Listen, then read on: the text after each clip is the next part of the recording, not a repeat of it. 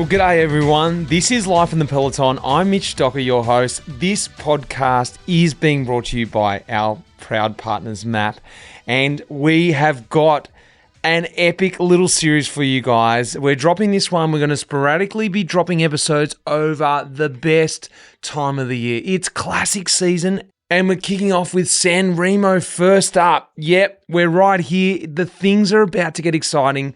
2 weeks ago, we had Strade Bianche and everyone was getting excited, but now we're right into it with San Remo.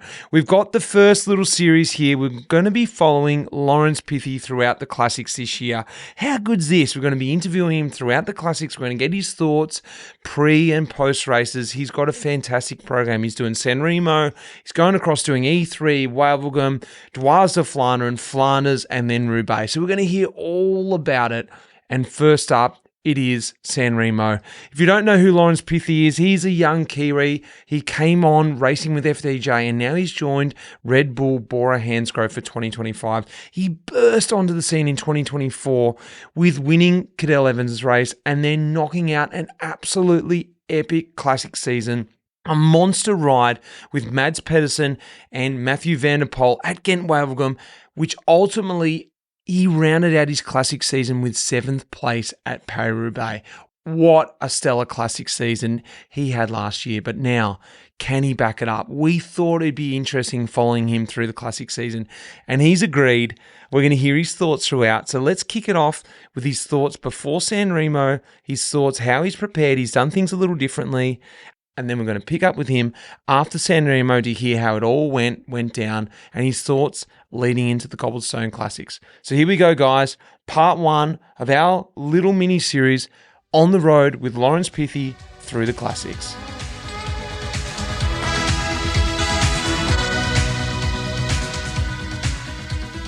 Laurence Pithie, well, this is going to be special, mate. Welcome. Great to see you. Thanks for having me. I'm excited to be here. I've been a big fan for a long time, and now I'm in it.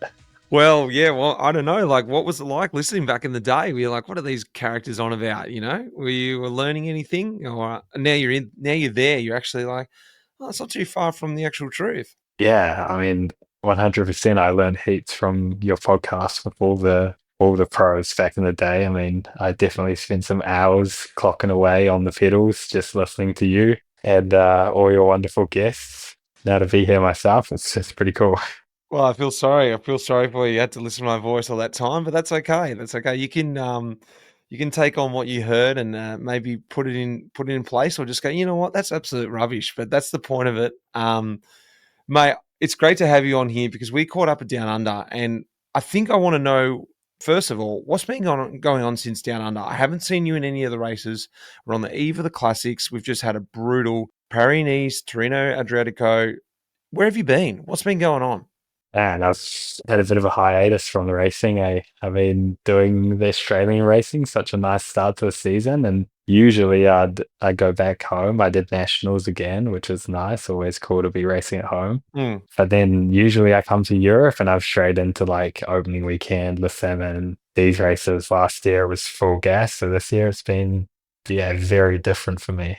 I mean, I've been up at altitude actually for the last 3 weeks, just painting the house down and trying to get ready for these classics that are coming up this time of the year. It's almost like, I wouldn't say it's a waste in form, but like, you train so hard for Down Under, and I know you were over there training back home with Finn as well, trying to prepare for Down Under. You can't go to Down Under not in shape. It's impossible to sort of get through that race these days. And then, you had the Nationals. Of course, there was another little race you could capitalize on. But then it's almost like put a pause, or I don't know. For me, it's a foreign thought, but it's a different world now in those short years since I haven't been there. You went straight to training, up into training camp to prepare for the Classics. For me, everything was about the Classics, was about racing, getting that race feel, that different pedal stroke and that almost like that mental edge. So you mentioned that you came through FDJ, which is a bit old school, I think, the way they were, racing and the way that the style of racing they had. They raced a very old school European cycling way, which I think is very cool. Now this is completely different.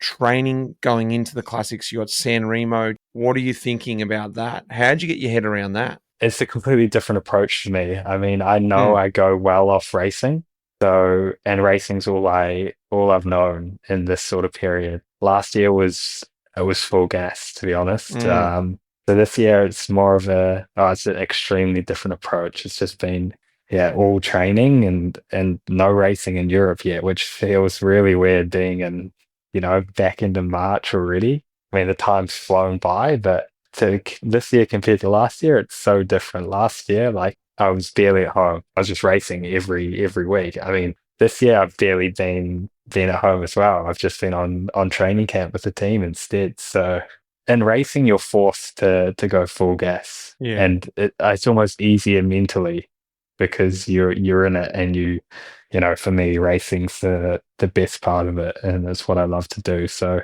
going for the full training approach, it's different, but I got to say I've been enjoying the hustle. Mm. And a good crew up there. Like, run us through what it's like being on one of these training camps. We speak about it loosely, but unless you've actually been to one, it's very difficult to understand what you do. Run us through very quickly a bit of a day in the life of preparation, classics prep at altitude. How does it all happen? Basically, yeah, I headed up there late February. Where's there? Where'd you go? I was in Tenerife on Tie Nice. Day. Yeah, 2,200 meters, staying in the hotel up there. Had a good little support crew. So we had, a mechanic, two coaches, Swannies. So it's Nice. really like it's a proper training camp. It's the first time I've done a training camp actually. I mean, I did a training camp in December with the team in Mallorca, which was my first European training camp. On FDJ, I was always back in New Zealand for those December camps, and then Mm. once I was in Europe for racing, it was racing. There was no training Mm. camps throughout the year. So it was a pretty new experience for me. But I mean, you don't get up to a whole lot up there. It's really the professional lifestyle. You wake up, you eat breakfast, you go and do your activation stretches and that sort of stuff, 20, 30 minutes before training. Then you head out on the bike, 5, 6 hours, depends on what the training is. And then come back, eat, massage, eat, and go to bed. So yeah, I mean up there it's pretty incredible up there actually. It's my first time on Tie Day and it's a completely different landscape. It's like being on Mars, basically just Mm. on top of a volcano, rocks everywhere. It's super cool waking up every morning and seeing the landscape. But I mean it's pretty barren. There's Mm. no activities to do after training. It's really the full lifestyle. It sounds like it's just taking me back. Like, not that I've been there either, but it's just taking me back to those training camps. And I want to sort of understand the mentality too now, because I'm wondering whether it's building confidence because you've made the changeover. You said you're on FDJ first. You started your career there. You started in their continental team. You got some experience in the classics with them early. Racing in Kerner, I saw when you're in the continental team, and then when you're in the pro team, going back and racing in the continental team. I didn't even know they did that. But I guess last year was so confidence building. You went into the classics, you had an amazing start with Kerner, Kerner Brussels Kern, that is, and then you went on to Gent Wevelgem. You're racing with the big guys, and then ultimately you capitalised, got that result you've been really looking for, which you'd shown you deserved in Roubaix, finishing top 10 in Roubaix, the best race of the year. Coming across the Bora, I guess, how's the mentality? Because you had that confidence after last year. You'd proven that you can handle the best on the hardest stage, biggest stage. Now you're here, you haven't raced yet. How was it up there going, all right, geez, I've got to just, one, live up to my own expectations, let alone two, the team's expectations, exterior. Where's your head at now after this training camp? I'd say I'm in a pretty good place. I mean, I haven't been able to keep the ball rolling after the Australian races. Mm. Like last year winning Cadels, my next thought was shit. Every year there's guys who perform in Australia and then they're not able to perform in Europe. They just get to Europe and fall apart. So last year was really nice to just go to Kerner directly, the touching down in Europe. And yeah, I didn't pull a result, but I was able to show I still had legs and could perform in that European style of racing because we know it's completely different to racing in Australia. Australia's Mm. big roads in the heat. Then you come over to Belgium, you're in freezing cold conditions, little roads. You get everything there. So this year, I haven't been able to keep the ball rolling. So I've still got confidence. because I knew, Australia went well for me again this year. I was able to tick Cadels off with the podium, which was pretty nice. But now, I mean, it's just been training, and I wouldn't say I'm like the biggest or best trainer. I think I'm able to show myself in racing, but the training's gone well. I think I can be Mm. happy with where I'm at. And I just have to kind of go into these next races and make something happen directly. Well, let's go back to last year. Tell me what clicked last year. What do you think was the big change last year, or what really worked coming in, like you said, to Kerner, and then things went from there? I'd have to say I just trained really well back home in New Zealand. I had a Mm. good block. Usually I'm pretty prone to crashing or getting not injured, but I never really strung like good weeks or months of preparation together. Whereas last year in that off season in training in New Zealand, I didn't have any issues. So I was able to really get some good work done and come into the racing, in top condition, I guess, already in Mm. Australia. And then it was sort of just about holding on till the end of the classics, really.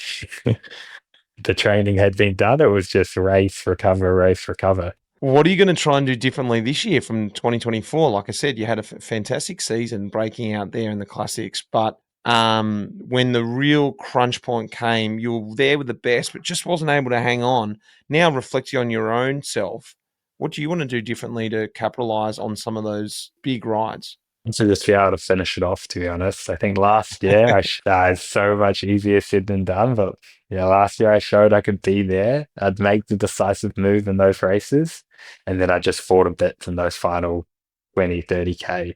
Legs would Mm. just completely fall off. And I guess that's probably an experience thing, wasting energy early on in the races where I didn't need to, but also just not having the endurance to really do those back-to-back efforts at a high power with guys like Van Aert, Van der Poel, Pedersen. I mean, those guys, they're seasoned pros. Like they know how to do it. They just got the experience and the endurance in the legs. They can just, when you think they're done, they just go again, and Mm. you're done. So there's not much you can do about it at that point. So, I mean, this year the goal is to just be in those same positions, but have the legs to execute when it comes to crunch time in those final 30K, that last hour of racing when it really matters. I want to understand like what it feels like to be with the best and to try and follow the best and realize you look around, you go, actually, there's four of us here in Gent Wevelgem going up the Camelberg. These are the best riders here. I'm one of them. Like it's a mentality switch. You've got to like understand, like, oh, this is not like a fluke at the moment. Like I'm actually with the best guys. I'm one of these guys now. Like that transition from okay, I'm here at the classics to experience it to suddenly I'm with the best. Hang on, maybe I'm as slight. I'm like, oh, maybe I can hold my own here with these guys. Like I want to know what that sort of feels like mentally. And now, like you're in your own head now, you're like, okay, I've got to produce the pressure now to re-perform. It's a massive like mentality switch, and it was a huge change for me because cliche, but your idols really do become your rivals. And last year in Gent Wevelgem is probably the number one thing. You got Mads Pedersen, the ex-world champion, and then you got Van der Poel wearing the rainbow bands, and it's just us at the front of the race. Like all that's going through my head is like, holy shit, I'm with these guys. But then, you gotta completely change your mentality, and Mm. you can't really be a fan in that moment. Because as soon as you start thinking that you're a fan, then you're like, oh, you might think I'm weak if I don't pull a turn, but really you shouldn't be pulling a turn because you're with the Yeah. two best classics riders in the world, and they'll use and abuse you if they can. I mean, yeah, that's all I was thinking. Is like, what they might think of you if you're not pulling with them full gas. Mm. But then half the time it's not in your best interest to be pulling with them. So I had to be quite mindful, I guess, when racing. Mm. You can't be in awe of them anymore. You can appreciate what they do. And I grew up watching them and coming through the ranks, watching all the classics. Mm. I love the way they race, but in that moment, you have to race a bit more conservatively into your level. Yeah, 100%. I can just imagine, and we see it many times with young riders, and they just get to the point like, I'm just going to continually pull, and that influence. And then you obviously see them get worked over and you think, why is that guy even pulling with them? But I can imagine it until you're in that moment.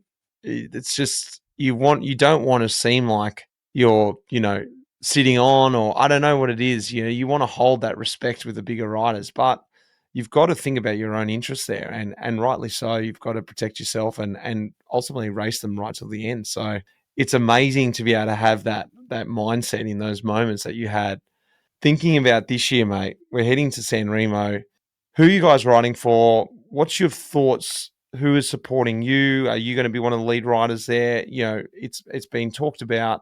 What's been in the camp, and how are you looking towards the races coming, especially San Remo? And for San Remo, it's the first big goal, first monument of the year. We've got a super strong team. I mean, we got Maxime Van Hills, who will be our big number one leader. And then, a few guys to support. I'll probably run more of a free roll. I think if I can be still in pretty good nick after Cipressa and be in that front, why not go full on Poggio and try and be there? But I mean, we also have Matteo Sobrero, Roger Edria. Sobrero was in the front group last year doing a late flyer.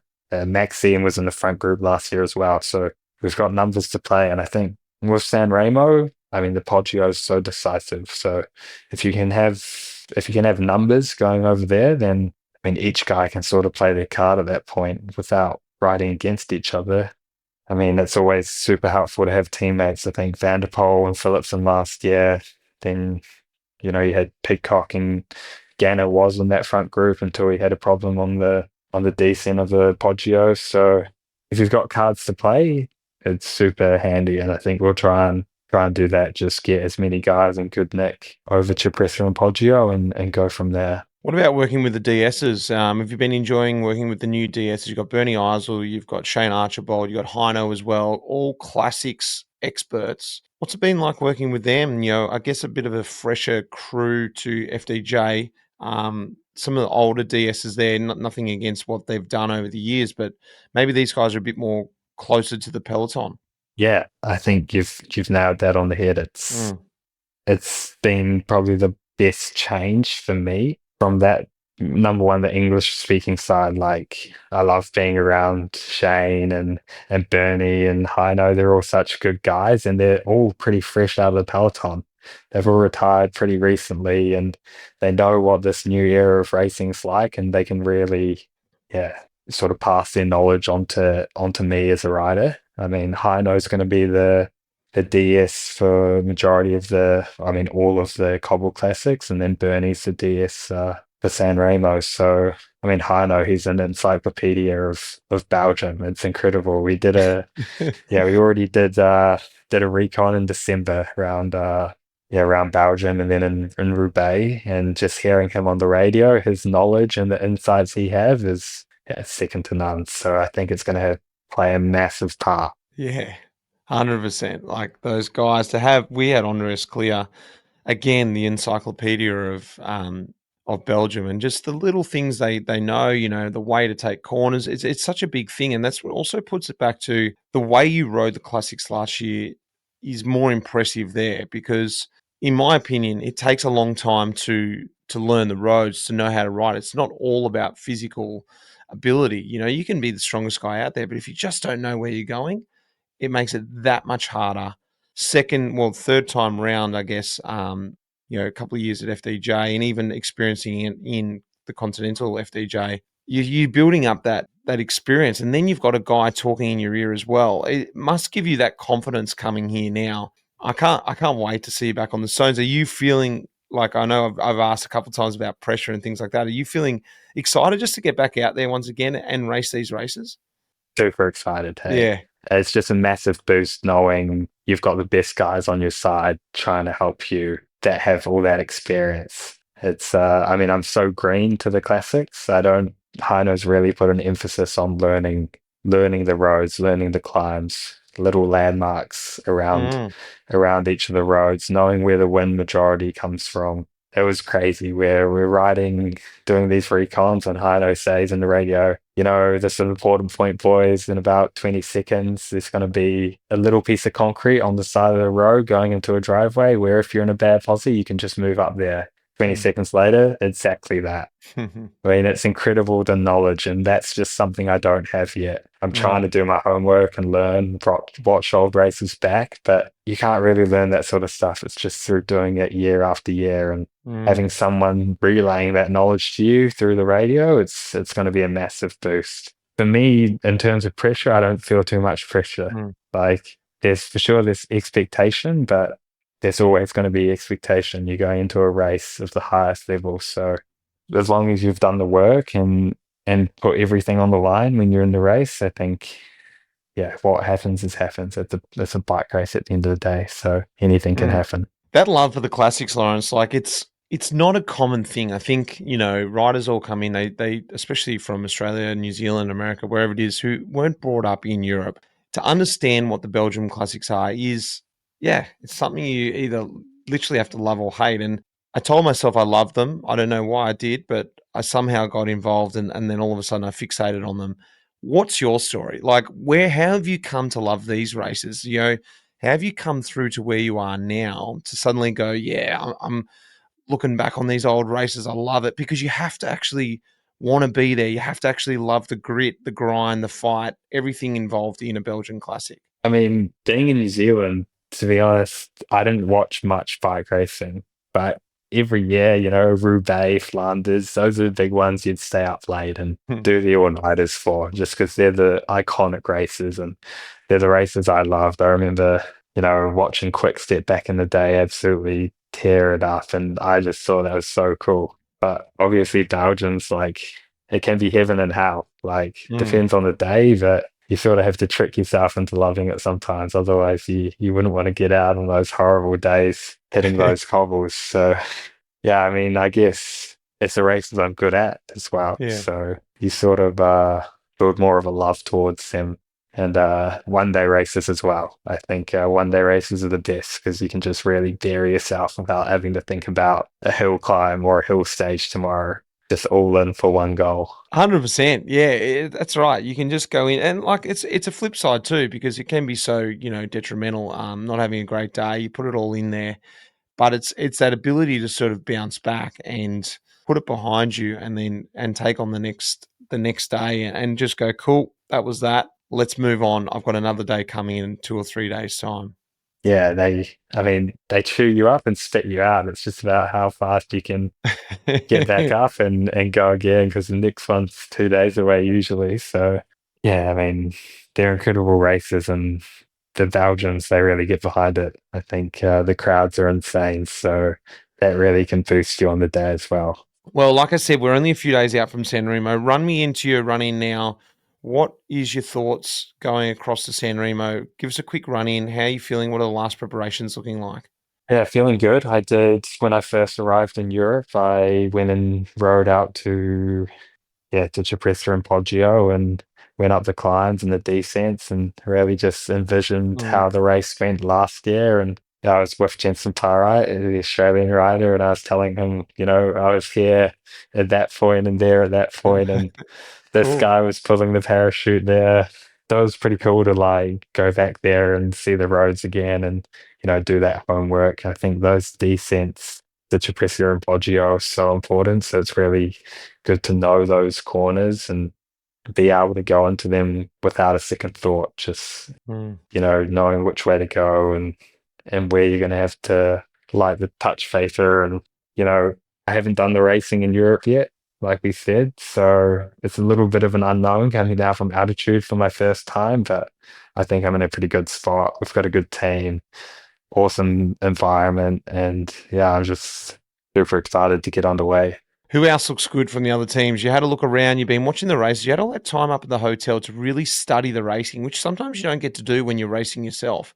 You don't even know what's going on in Torino. You see a few results, or if you're doing Paris-Nice, for instance. Now you've got to watch all the races. You've got to see who went well at opening weekend. Then you've seen the races in the Middle East, look at them. And then more importantly, who's come well out of Paris-Nice and Torino Adriatico. Who do you reckon's looking good? Who presents the biggest threat for you? And how do you think the race will go down? Pogacar doing it this year, like he's done for the last few years. He's really got his eye set on it. I think you can expect a blazing Cipressa.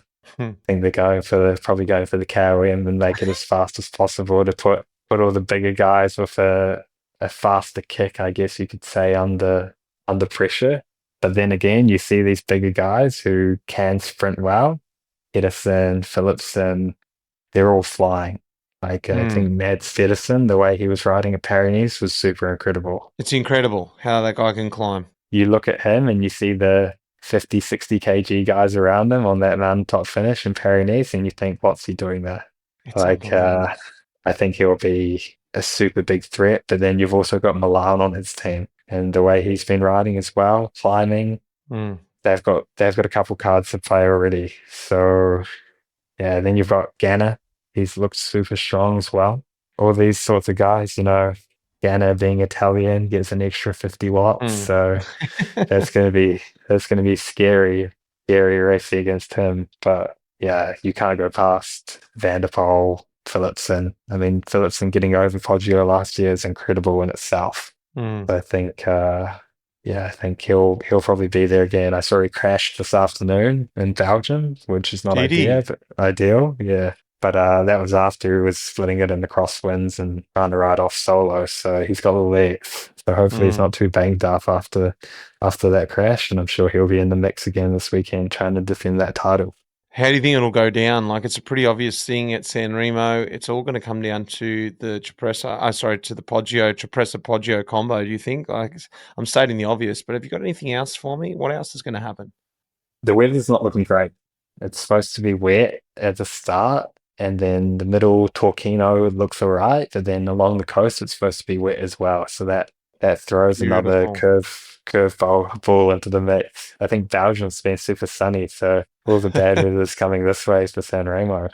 Yeah, you just got to be on it. I guess it's a pretty neutral race all the way until that coast road. I mean, it's boring 4 hours just getting to it, and then those last 30 Ks are so unpredictable. You never know what's going to happen, who's going to go on the attack. Then you can predict that UAE is going to light it up and everyone's just going to be trying to be on the coattails of Poggy. But yeah, I mean, it follows the same script most years. Full gas on Poggio, maybe one or two guys get away, but usually it's a reduced bunch sprint. Yeah, I mean, it'll be interesting. Well, you haven't given too much away there, and I know you're probably just wondering yourself how it's all going to happen. But who can predict it these days, aside from pointing out Pogacar or Poggy? Tell me, mate. After this, it's pretty thick and fast. You go from there straight up to Belgium, and then run us through your program. And we're going to be checking in with you along the whole way. So pretty busy time. What's ahead after San Remo? Not looking too far ahead, but run us through your classics program. San Remo, yeah. I'll come home and then head to Belgium. I'll do E3, Gent Wevelgem, Vlaanderen, Ronde, and Roubaix. That's a pretty full Belgium schedule. I will miss out Depan, Broek Depan and Schouderprijs at this stage. They're just those sort of more sprint ones. We've got a strong sprint train for those ones, so I can sort of focus on the more hilly ones that suit me well. But it'll be full gas. Well, I don't think you need any more racing in there, and it's just going to add extra fatigue and extra risk. And you've got the most ideal program, mate. We're really looking forward to following you this classic season. Here we go. Should we kick things off? Good luck in San Remo. Thanks, mate. Appreciate it.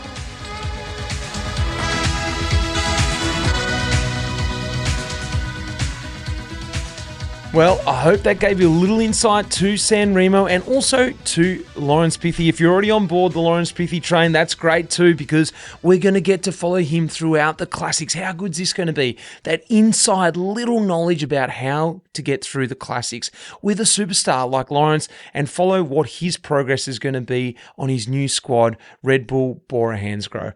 Guys, I'm really looking forward to this. Watch out for the episodes coming the next few weeks. They're going to just pop in as soon as we get the audio.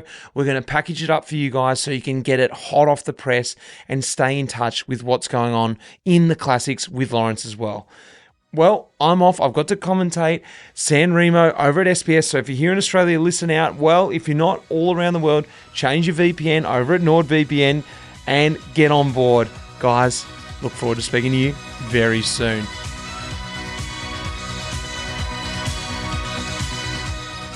That iconic music in this episode was composed by none other than the legend Pete Shelley. Cheers, mate.